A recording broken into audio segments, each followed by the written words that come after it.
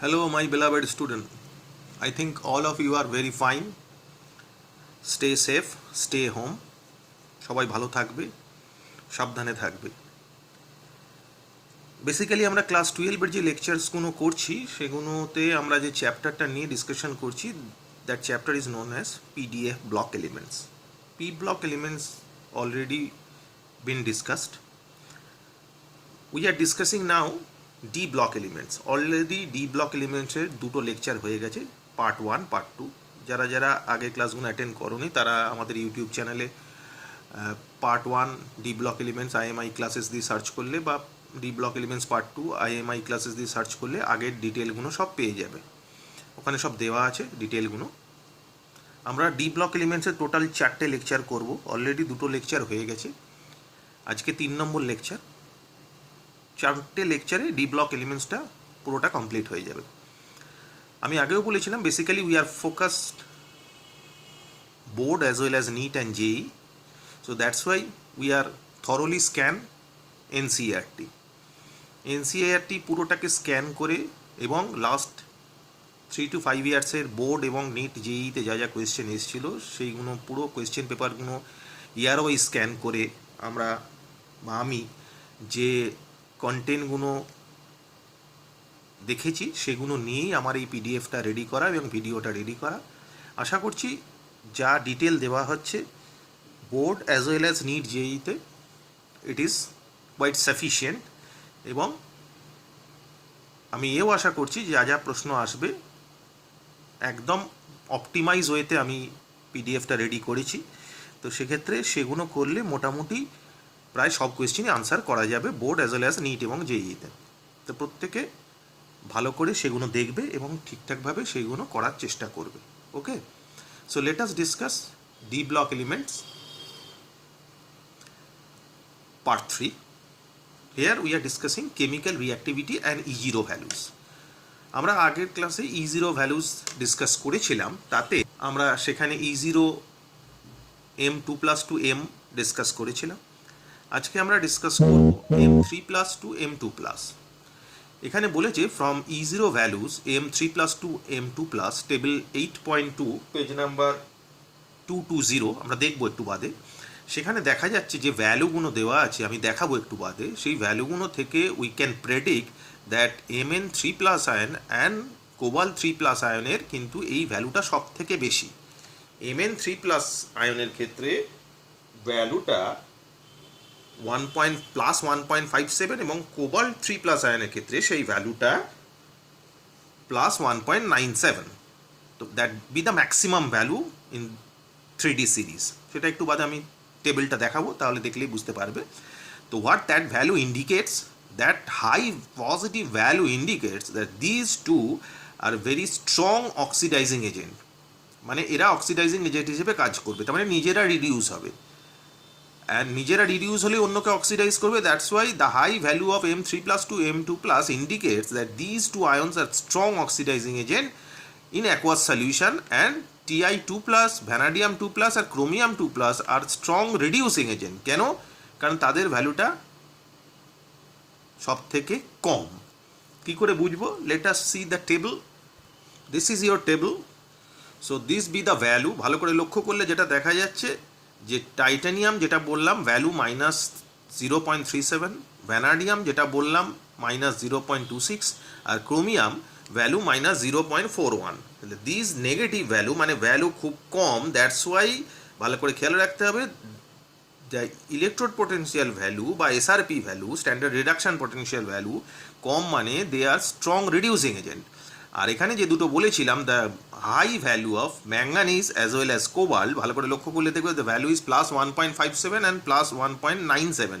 This is the high positive value of these two indicates that these two are the strong oxidizing agent, and this is the table which is evidence of this fact. Okay, এরপরে page number 227-এ দুটো ইনটেক্সট question আছে। Question number 8.6 বলেছে why is the highest oxidation state of a metal exhibited in its oxide or fluoride only? কোনো মেটালের highest oxidation state, obviously metal মানে 3D সিরিজের transition মেটালই বলছে হাইয়েস্ট অক্সিডেশন স্টেট কেন অক্সাইড আর ফ্লোরাইডই শো করে, বাকিগুলোতে শো করে না কেন? Answer is due to high electronegativity and small size of the corresponding ion. Okay, আরেকটা কোয়েশ্চেন আছে, কোয়েশ্চেনটা হচ্ছে হোয়াই বা which is the stronger reducing agent, chromium 2+ or Fe2+ and why? ভালো করে লক্ষ্য করলে যেটা আমি একটু আগে ডিসকাস করলাম যে ক্রোমিয়াম 2+ এর কেসে E0 ভ্যালুটা কিন্তু -0.41, আর আয়রনের ক্ষেত্রে কিন্তু ভ্যালুটা +0.77। তাহলে কি বলেছে? বলেছে oxidation is always favour in which E0 value is negative.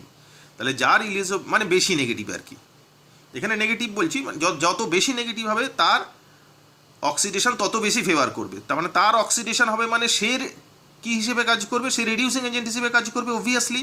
তো সেই কারণের জন্য অবভিয়াসলি আমরা বলতে পারবো কি যে oxidation is favour for chromium 2+ and obviously because the value of SRP is -0.41, so negative in comparison to iron 2+. আয়রনের ভ্যালুটা ছিল +0.77.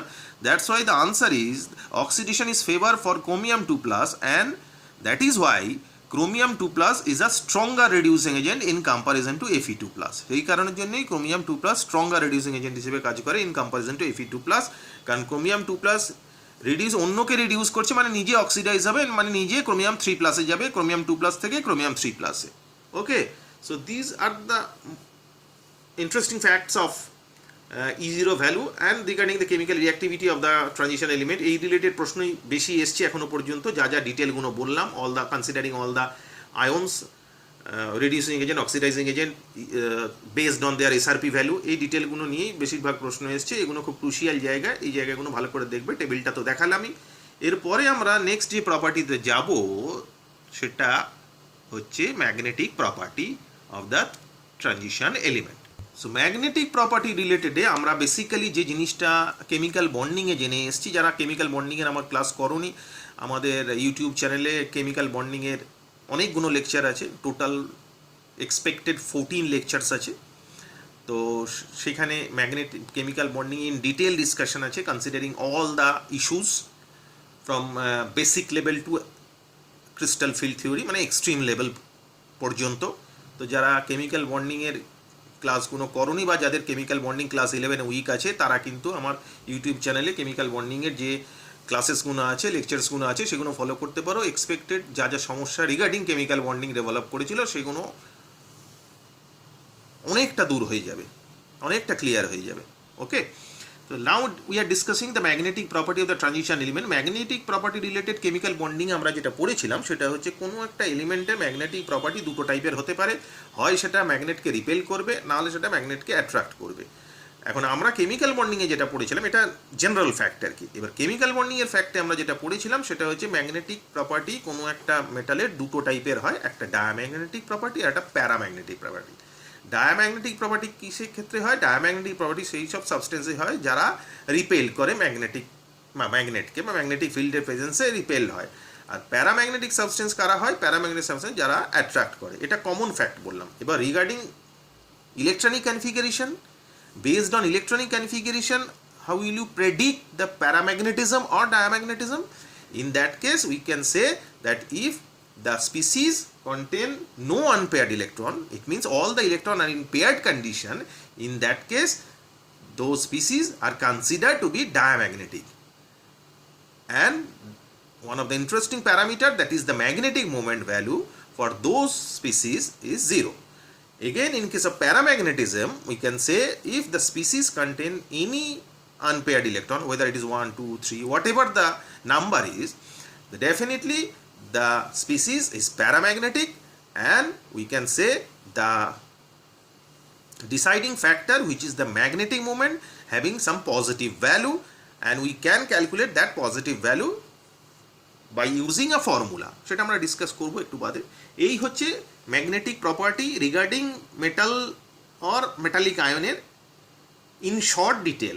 এবার ডিটেলগুলো একটু ক্যাটেগরিক্যালি দেখি, তাহলে ব্যাপারগুলো আরও আমাদের কাছে পরিষ্কার হয়ে যাবে। কি বলেছে? Magnetic properties, obviously transition element. কি বলেছে? Diamagnetic substance are repelled by the applied field, while the paramagnetic substance are attracted, যেটা বললাম যে ডায়াম্যাগনেটিক সাবস্টেন্স হলে ম্যাগনেটিক ফিল্ডের প্রেজেন্সে রিপেল হয়, আর প্যারাম্যাগনেটিক সাবস্টেন্স হলে ম্যাগনেটিক ফিল্ডের প্রেজেন্সে attracted. Okay, paramagnetic substance contain unpaired electron, যেটা বললাম যে কোনো স্পিসিসের ক্ষেত্রে আনপেয়ার্ড ইলেকট্রন থাকলে that species is consider to be a paramagnetic species বা প্যারাম্যাগনেটিক আয়ন বা paramagnetic atom. Diamagnetic substance contain paired electrons. So definitely there is no unpaired electron. That's why the value of magnetic moment is 0. Now the question is ferromagnetic. Another point, ferromagnetic substance attracted very strongly. Ferromagnetism is an example, but is an extreme case of paramagnetism. Ferromagnetism is an extreme case of paramagnetism. The ferromagnetism এই মানে বাকিগুলো যেগুলো anti ferromagnetic, ferromagnetic, diamagnetic, paramagnetic এর detail physical ডিসকাশনগুলো যদি কেউ না করে থাকো তাহলে আমার সলিড স্টেটের ক্লাসগুলো দেখবে, সলিড স্টেটে এর ডিটেল ডিসকাশন করা আছে।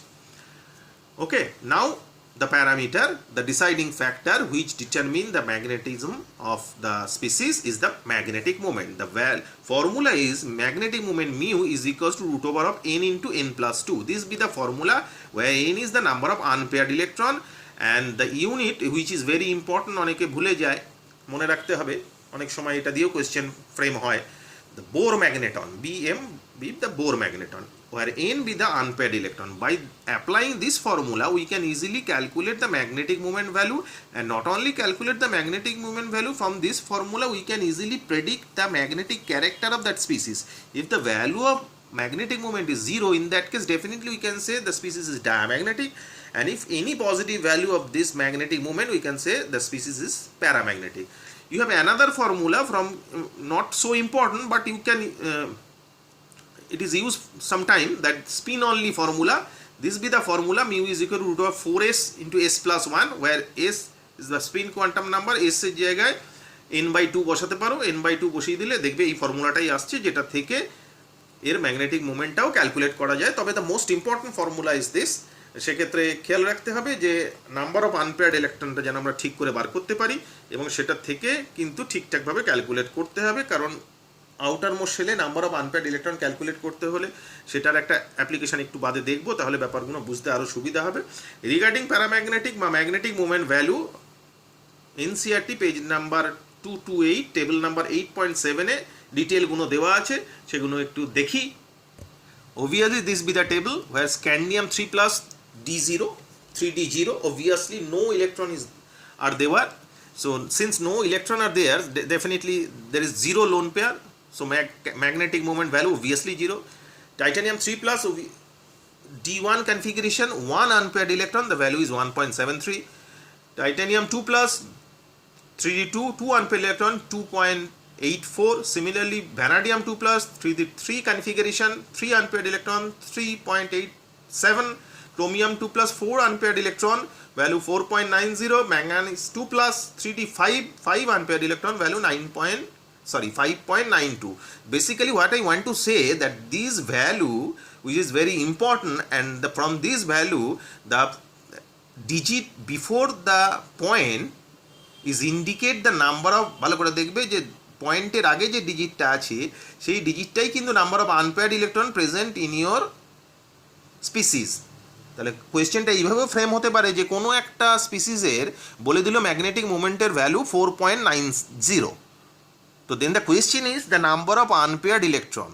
কটা আনপেয়ার্ড ইলেকট্রন আছে? 4টে অপশান আছে, 1 2 3 4। Option A 1, option B 2, option C 3, option D 4। So definitely 4.90 হলে পয়েন্টের আগে যে ডিজিটটা আছে that number be the number of unpaired electron present in that species. So obviously answer will be 4. Okay, so this be the very crucial point.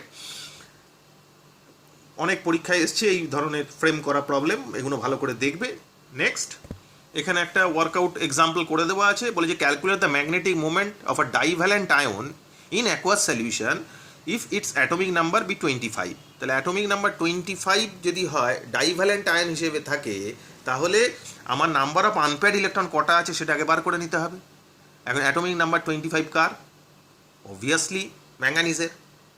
এখন বলেছে manganese divalent ion, তার মানে ম্যাঙ্গানিজ 2 প্লাস, ম্যাঙ্গানিজের outer most electronic configuration কি 3d5 4s2। এখন যেহেতু এটা divalent হয়ে গেছে, অবভিয়াসলি 4s থেকে দুটো ইলেকট্রন বেরিয়ে চলে গেছে, তাহলে Mn2 plus ion now became the electronic configuration 3d5 মানে ডি অরবিটাল আমরা জানি there are 5 subcell, so 5 তো কটা ইলেকট্রন থাকবে 3d5 এ আনপেয়ার্ড, অবভিয়াসলি 5টা থাকবে।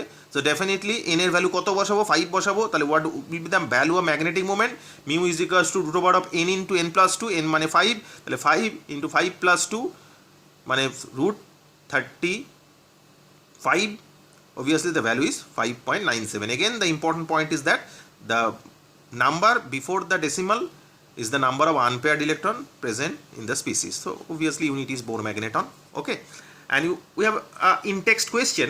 আমাদের একটা in-text question আছে, বলেছে calculate the spin only magnetic moment value of M2 plus ion, যেখানে atomic number 27 দিয়েছে। তো atomic number Z27 দিয়েছে, তাহলে ইলেকট্রনিক কনফিগারেশন obviously কি দাঁড়াবে, আর্গন 3d7 4s2। এখন এটা M2 প্লাস আয়ন মানে obviously 4s থেকে দুটো ইলেকট্রন বেরিয়ে গেছে, তাহলে ইলেকট্রনিক কনফিগারেশন M2 প্লাসে দাঁড়াবে argon 3d7। So what about the number of unpaired electron, obviously d অরবিটালে 1 2 3 4 5 6 7, তাহলে there are 3 unpaired electron in the d subcell. So obviously the formula mu equals to root over of n into n plus 2 Bohr magneton. Number of unpaired electron is 3, so 3 into 3 plus 2, it means it is equals to root 15 Bohr magneton. The value is 3.87 Bohr magneton. Obviously the digit 3 indicate the number of unpaired electron present in the species. Okay, these be all about the magnetic moment, magnetic properties, magnetic characteristics, whatever you say and their unit, and how will you calculate the value of magnetic moment, what about paramagnetism, what about diamagnetism, all about this. This is more than enough about the transition element for calculating magnetic moment or transition element ion. Okay, so now we are discussing the formation of colored ion. Basically we know that the most of the transition element form colored complex, and or we can say colored ion. যতগুলো আমরা transition এলিমেন্টে compound দেখেছি সবগুলোই coloured compound. প্রত্যেকে যদি মনে করতে চাও মনে করে দেখো যে কটা কালার কম্পাউন্ড দেখেছো, such as potassium dichromate, chromium আছে অরেঞ্জ, পটাশিয়াম পারম্যাঙ্গানেট ম্যাঙ্গানিজ আছে পার্পল, ক্রোমিক সালফেট আছে গ্রিন, যদি ফেরাস সালফেট বলো তাহলেও গ্রিন, যদি ফেরিক সালফেট বলো তাহলে ব্রাউন। তো এইগুলো প্রচুর আছে। তো যাই হোক, এটা যে এক্সাম্পলগুলো দিলাম সেই এক্সাম্পলগুলো basically the indication that the most of the transition element form the colored compound. Why we call the most of the transition element form colored compound, or the most of the d block element form colored compound? Because there are certain d block element which do not show any color. So let us discuss the formation of color ion. What about the facts? Due to incomplete d subcell or d orbital, transition element form colored compound or colored ion, because the color development is basically due to d electron transition. d orbital থেকে d orbital electron transition হলে যে ওয়েভলেন্থের বা যে ফ্রিকোয়েন্সির light absorb হয় তার complimentary কালারটা যদি visible রিজিয়নের মধ্যে পড়ে, তাহলে সেই কালারটাই কিন্তু আমরা কম্পাউন্ডের কালার হিসেবে দেখতে পাই, বা আয়নের কালার হিসেবে দেখতে পাই, বা সলিউশনের কালার হিসেবে দেখতে পাই। তো যাই হোক, আমি যেটা বলছিলাম যে not all the D block element form coloured compound. The example is zinc. জিঙ্কের ইলেকট্রনিক কনফিগারেশন আমরা জানি, জিঙ্কের atomic number 30, so electronic configuration definitely 3d10 4s2, d orbital completely filled, so there is no possibility of dd transition. If you take zinc Zn2 plus ion, then also zinc the d orbital is fully filled, that is argon 3d10, so there is no possibility of formation of colored ion or colored complex, because d orbital is fully filled and no dd transition is possible in case of zinc or zinc ion. So that's why you can say by you saw that all the zinc compound are colorless or white, you can say.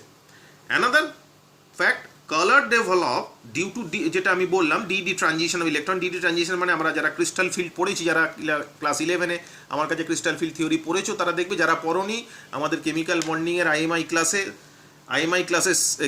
Crystal field দিয়ে search করবে, পরে এখনও পর্যন্ত upload হয়নি, হবে, সেখানে detail discussion থাকবে crystal field theory, সেখানে এই T2G কি, ইজি কি, ট্রানজিশন কীভাবে হয়, কীভাবে তাদের অরবাইটালের এনার্জি সেপারেশন হয়, ডিটেল ডিসকাশন হবে। It is very interesting and very excellent discussion.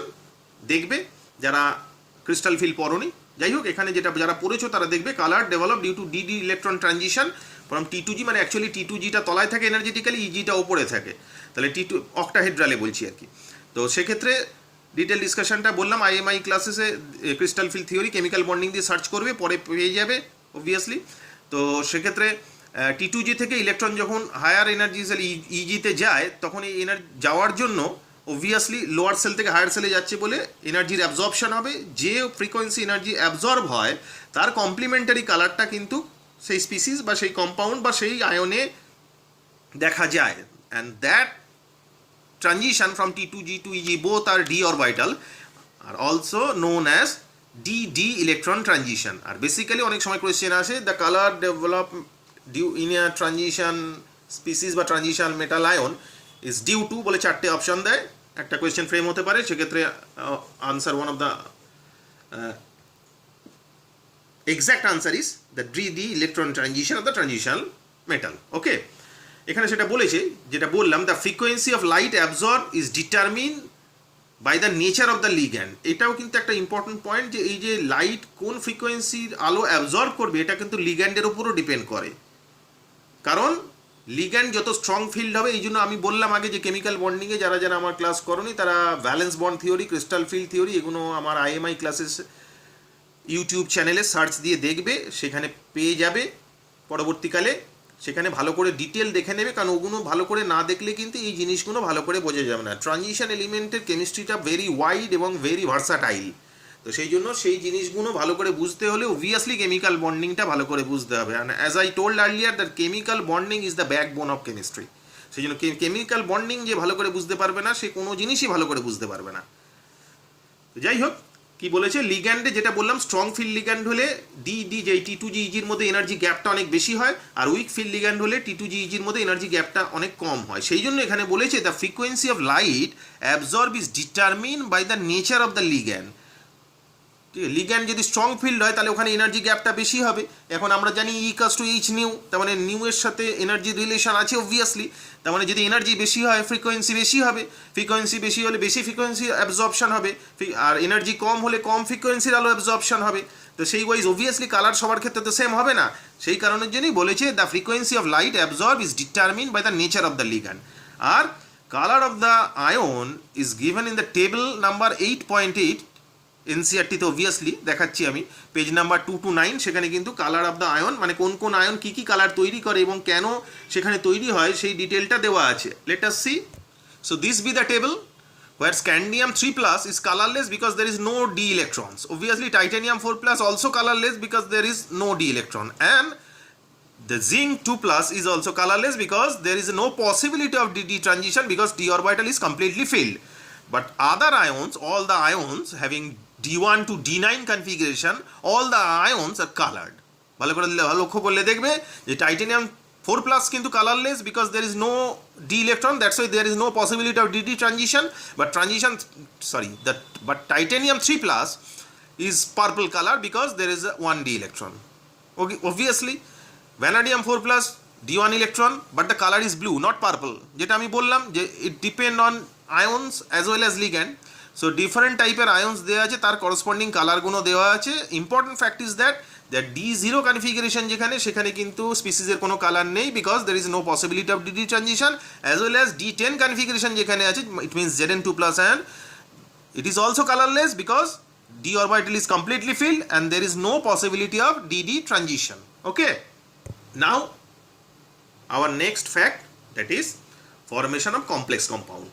এই কমপ্লেক্স কম্পাউন্ডের ফরমেশনে আমাদের কোঅর্ডিনেশন কম্পাউন্ড বলে একটা চ্যাপ্টার আছে, তার ডিটেল সেখানে আমরা ডিটেল ডিসকাশন করেছি যে কমপ্লেক্স কম্পাউন্ডের ফিচার্স কি কি হয়, কি ব্যাপার, এই যে যে ডিটেলগুলো বললাম সেগুলো ডিটেল ডিসকাশন করা আছে। এখানে অত ডিসকাশন করার কোনো স্কোপ রাখছি না, কারণ ওখানেই ডিটেল ডিসকাশন আমাদের করা আছে। যারা জানো না তারা আমাদের ইউটিউব চ্যানেলে দেখে নেবে কমপ্লেক্স কম্পাউন্ডের ডিটেলিংগুলো।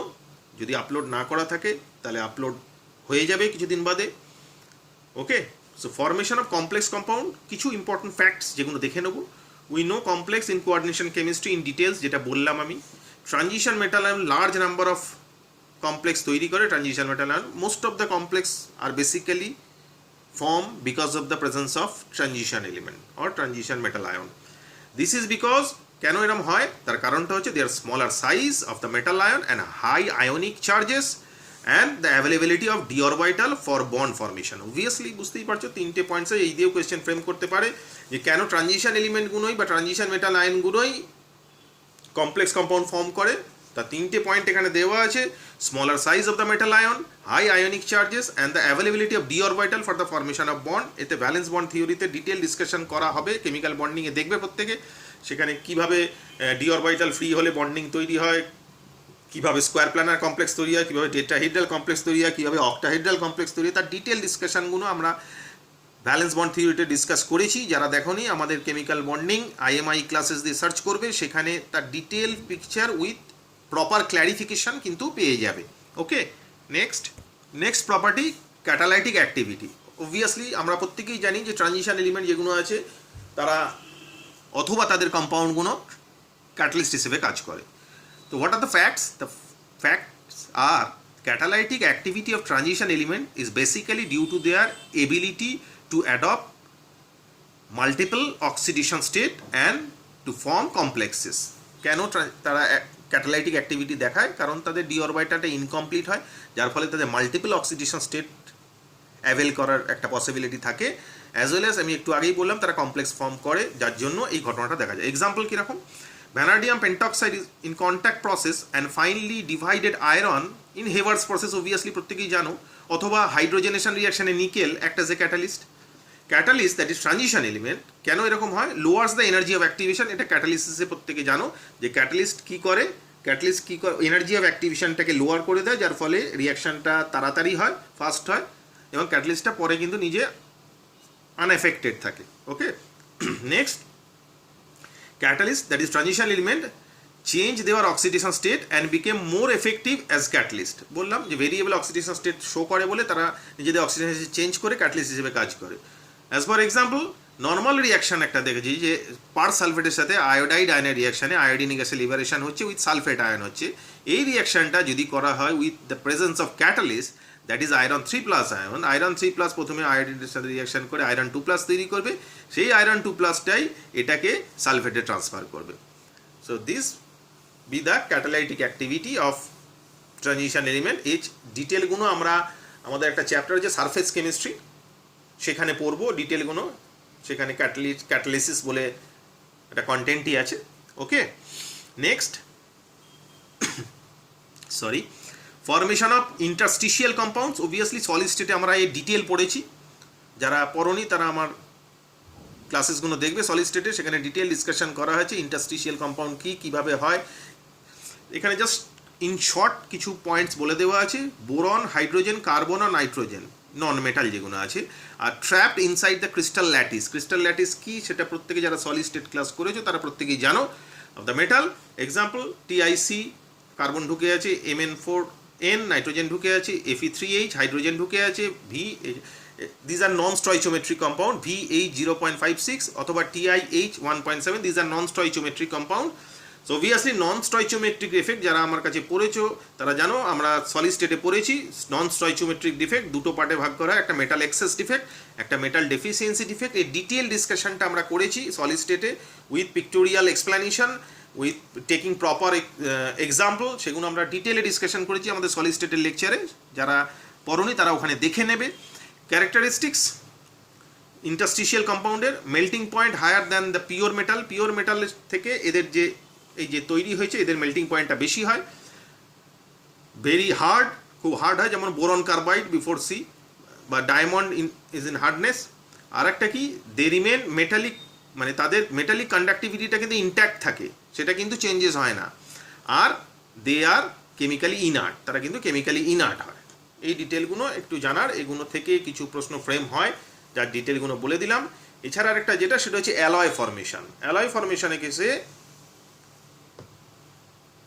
কি বলেছে, what are the points? Alloy is a homogeneous mixture of or solid solution, যে কোনো একটা বলতে পারো, হোমোজেনিয়াস মিক্সচারও বলতে পারো, সলিড সলিউশন হতে হয়, in which the atoms of one metal are distributed randomly among the other metal. This is the definition of alloy. অ্যালয়ের কেসে কী হয়, অ্যালয় আর হার্ড কেন ইউজ হয়, অ্যালয় তৈরি করা হয়, মেটালার্জিতে আমরা পড়বো কেন অ্যালয় তৈরি করা হয়। বিকজ নর্মাল এলিমেন্টের বা নর্মাল মেটাল থেকে তারা হার্ড হয়, তাদের মেল্টিং পয়েন্ট বেশি হয়, সেগুলো বিভিন্ন কাজে লাগানো যায়। বেস্ট অ্যালয় তৈরি হয় আয়রনের সাথে এরা মিশিয়ে, আয়রনের সাথে ভ্যানাডিয়াম হতে পারে, ক্রোমিয়াম হতে পারে, টাংস্টেন হতে পারে, মলিবডেনাম হতে পারে, ম্যাঙ্গানিজ হতে পারে, এগুলো দিয়ে তৈরি হয়। Transition metal, the non-transition metal also form alloy such as copper আর জিঙ্ক মিশিয়ে ব্রাস তৈরি হয়, বা কপার বা টিন মিশিয়ে ব্রোঞ্জ তৈরি হয়। এখানে ট্রানজিশন মেটাল কপার, নন ট্রানজিশন জিঙ্ক, এখানে ট্রানজিশন মেটাল কপার, নন ট্রানজিশন রিমেন টিন, এগুলো দেখতে পারো, এগুলো দিয়ে অ্যালয় তৈরি হয়। এছাড়া ওখানে একটা ইনটেক্সট কোয়েশ্চেন আছে। ইনটেক্সট কোয়েশ্চেনটা হচ্ছে যে explain why copper plus ion is not stable in aqueous solution. Aqueous সলিউশনে কেন কপার প্লাস ওয়ান আয়নটা স্টেবল হয় না। কপার প্লাস ওয়ান আয়ন মানে আমরা জানি কপার ইলেকট্রনিক কনফিগারেশন নর্মাল কপারে 3d10 4s1। এখন কপার প্লাস ওয়ান হলে অবভিয়াসলি 3d10 হয় কনফিগারেশন। এখন কি হয় যে কপার প্লাস ওয়ান অ্যাকোয়াস সলিউশনে গেলে তার ডিসপ্রপোর্শনেশন রিয়াকশন হয়। এখন ডিসপ্রপোর্শন বা ডিসমিউটেশন রিয়াকশন হলে কি হয়, it will disproportionate or dismuted to produce cupric, এটা কিউপ্রাস আয়ন ছিল, সেটা ডিসপ্রপোর্শনেট হয়ে কিউপ্রিক আয়ন অ্যাকোয়াস সলিউশন তৈরি করলো, প্লাস মেটালিক কপার তৈরি করে। এখানে মেটালের অবভিয়াসলি জিরো, তাহলে প্লাস ওয়ান থেকে জিরোতে গেছে, আবার প্লাস ওয়ান থেকে প্লাস টুতে গেছে। This be an example of disproportionation reaction, যার জন্য অ্যাকোয়াস সলিউশনে কপার প্লাস আয়ন খুবই আনস্টেবল। এটা কোয়েশ্চেন আসে মাঝে মধ্যে, এগুলো খেয়াল রাখবে। অথবা এমসিকিউ ফ্রেম হতে পারে যে copper plus ion is very unstable in aqueous solution due to বলে 4টে রিজন দিয়ে দিল, তার মধ্যে one of the reason is this, যেটা থেকে তুমি এর আনসারটা বলে দিতে পারো। ওকে, সো আজকে মোটামুটি এই পর্যন্তই। Lecture number 3 part 3 D block elements part 3 এই পর্যন্ত লেকচার। নেক্সট লেকচারে আমাদের ডি ব্লক এলিমেন্টস কমপ্লিট হয়ে যাবে। এক্সপেক্টেড যতদূর বলা হলো প্রত্যেকে ভালো করে বুঝতে পেরেছো। আমি আগেও বলেছি, এখনও বলছি যে যা যা পড়ানো হচ্ছে it is more than enough for your board and NEET JEE. তো এইগুলো ভালো করে দেখবে, প্রত্যেকে টোটাল জিনিসগুলো স্ক্যান করবে। যেগুলো আমি দেখাচ্ছি এনসিআরটি টেবিল যেগুলো দেখাচ্ছি, সেই টেবিলগুলো খুব ইম্পর্টেন্ট। সেই টেবিল থেকে এখন প্রচুর প্রশ্ন তুলছে, সেই টেবিলগুলো ভালো করে দেখবে। তার সাথে যে পিডিএফ এইগুলো ফরম্যাটে তোমাদের দেওয়া হচ্ছে সেগুলো ভালো করে দেখবে, দেখে ডিটেলগুলো রেডি করবে। আশা করছি যে কোনো পরীক্ষাতেই রিগার্ডিং ডি ব্লক এলিমেন্টস আমার এই 4টে লেকচার পড়লে এবং এনসিআরটি যে টেবিলগুলো দেখালাম সেগুলো ভালো করে দেখলে কোনো রকম কোনো প্রশ্ন কখনোই আটকাবে না। ওকে, তো ভালো করে দেখবে। এরপরে আমরা next lecture D block elements upload করব কিছুদিন বাদে। D block element part 4 upload হবে, এটা ডি ব্লক এলিমেন্ট পার্ট 3 শেষ হয়ে গেল। Okay, have a good day, thank you.